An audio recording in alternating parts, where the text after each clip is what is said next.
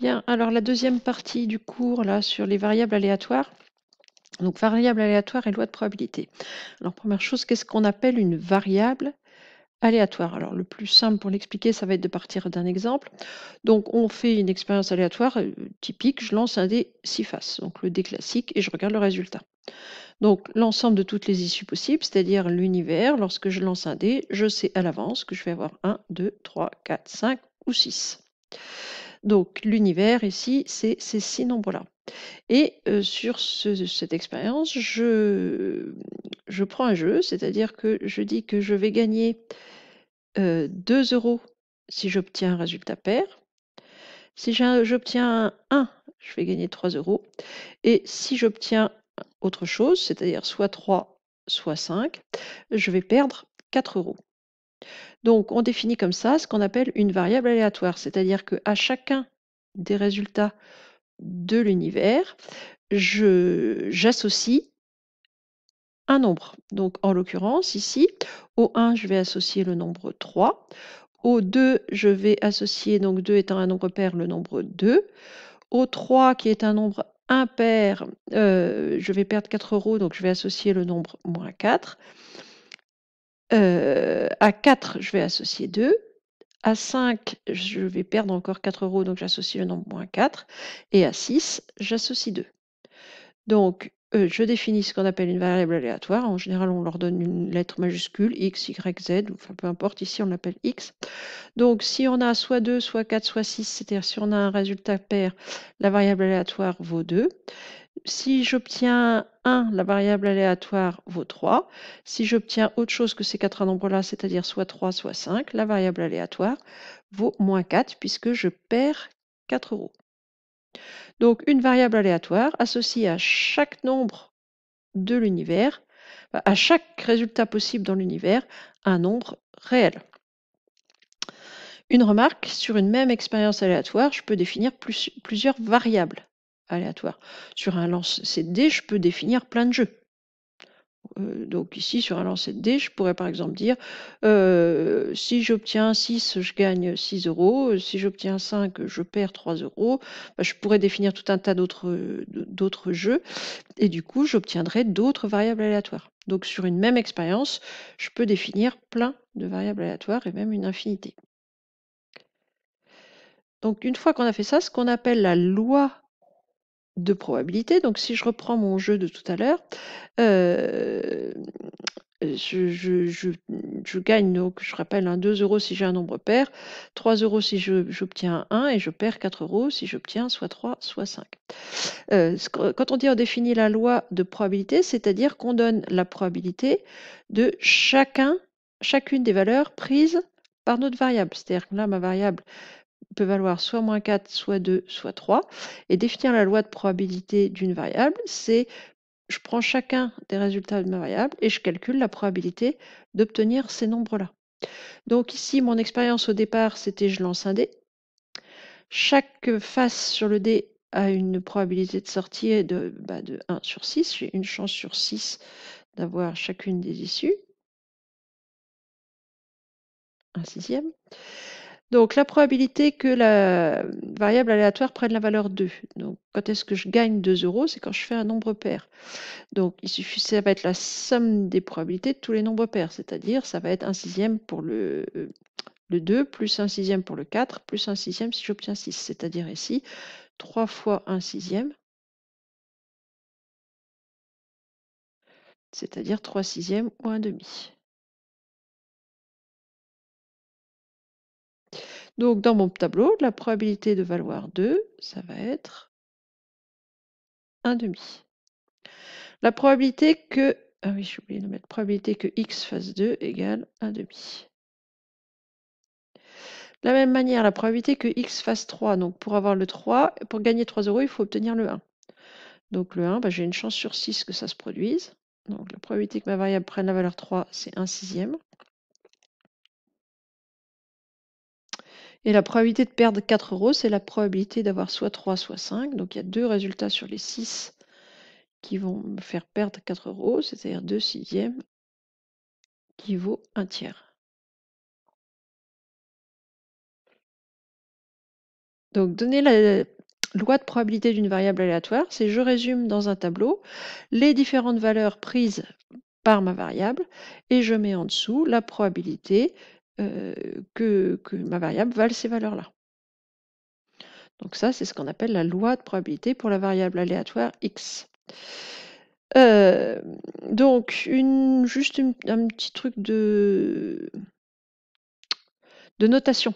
Ici, si je dis que les résultats valent moins 4, 2 et 3, je dis x1, x2, x3. Ici, je pourrais noter P1, P2, P3 au lieu de noter probabilité que x fasse x1.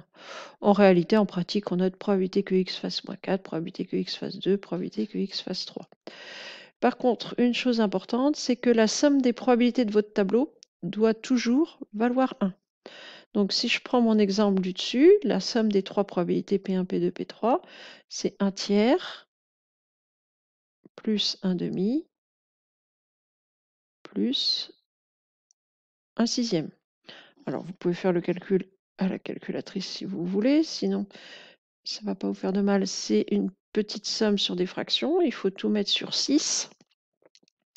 Donc, pour mettre sur 6, je multiplie la première en haut et en bas par 2, donc je vais avoir 2 sixièmes.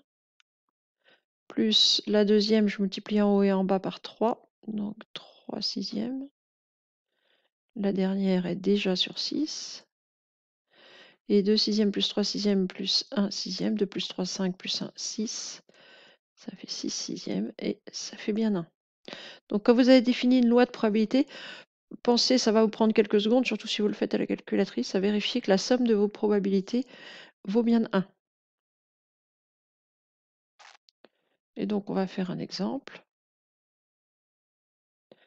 Donc cette fois-ci, mon expérience, c'est plus je lance un dé, c'est je prends au hasard une carte dans un jeu de 32 cartes. Donc le jeu de 32 cartes, hein, c'est le jeu entre autres avec lequel on joue à la belote, c'est-à-dire celui qui commence au 7. Donc on a 7, 8, 9, 10, puis valet, dame, roi et as, avec, je vous rappelle, les 4 signes, pique, trèfle, cœur et carreau, pique et trèfle étant noir, cœur et carreau étant rouge.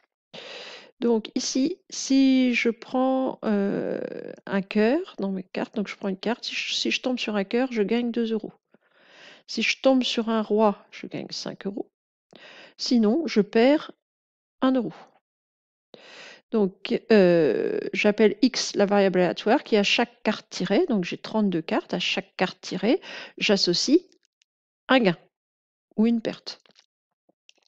Et je veux déterminer la loi de probabilité de x. Alors, avant de compléter le tableau, il faut réfléchir combien peut valoir x. Donc x peut valoir 2.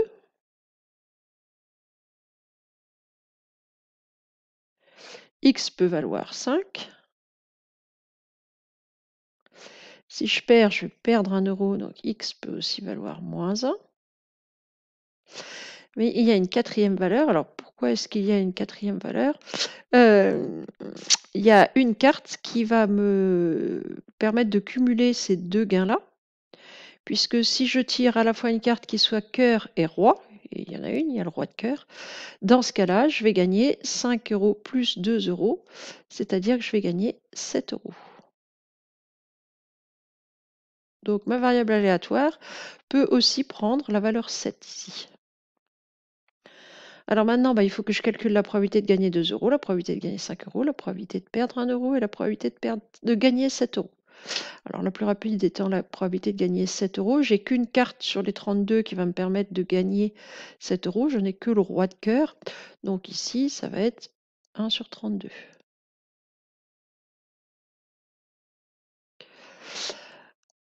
Ensuite, si je tire un cœur, je gagne 2 euros. Alors, combien il y a de cartes cœur dans le jeu déjà? On a ici le 7, le 8, le 9, le 10, le valet, la dame, le roi et l'as. Donc il y a 8 cartes cœur, moins celle que j'ai mis ici, le roi de cœur, qui lui ne permet pas de gagner 2 euros puisqu'il va permettre de gagner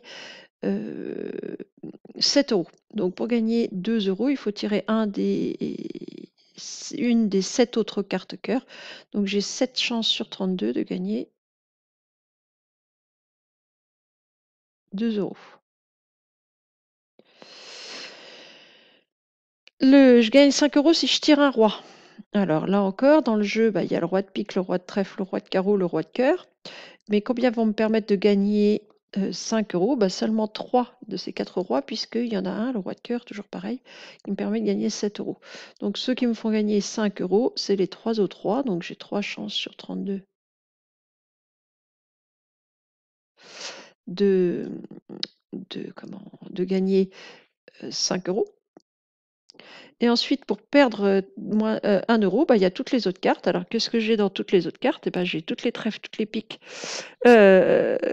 toutes les carreaux. Donc ça fait 8 fois 3, 24, moins les rois qui vont me permettre de gagner. Donc j'ai 21 cartes sur 32 qui vont me faire perdre 1 €. Puisque pour chaque jeu, alors il y a 3 signes: trèfle, pique, carreau. Et puis, pour chacun de ces signes-là, on n'a que 7 cartes qui font que je perds, puisque avec le roi, on gagne. Donc, il n'y a que le 7, le 8, le 9, le 10, le valet, la dame et l'as. Sur ces 7 cartes-là, je perds. Donc, 7 fois 3, j'ai bien 21 cartes sur les 32 qui me font perdre 1 €. Le P1 plus P2 plus quand j'additionne toutes mes cartes, alors ici on va quand même le faire, plus tout est au même dénominateur, donc ça va assez vite. 7 sur 32 plus 3 sur 32 plus 21 sur 32 plus 1 sur 32.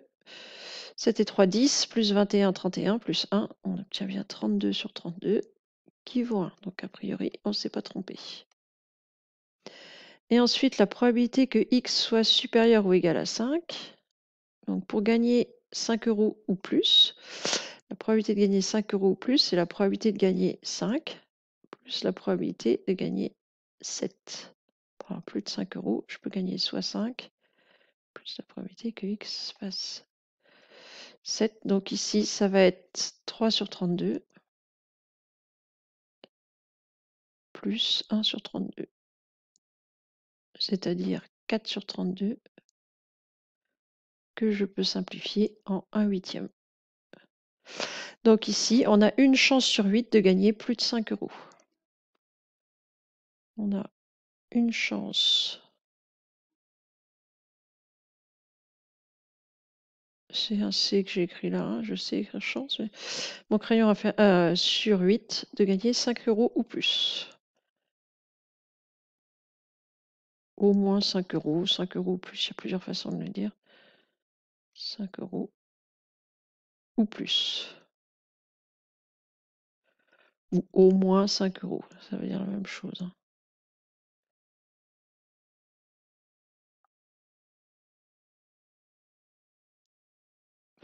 Voilà, c'est tout pour cette partie de cours. On se retrouve pour les exercices dans votre livre.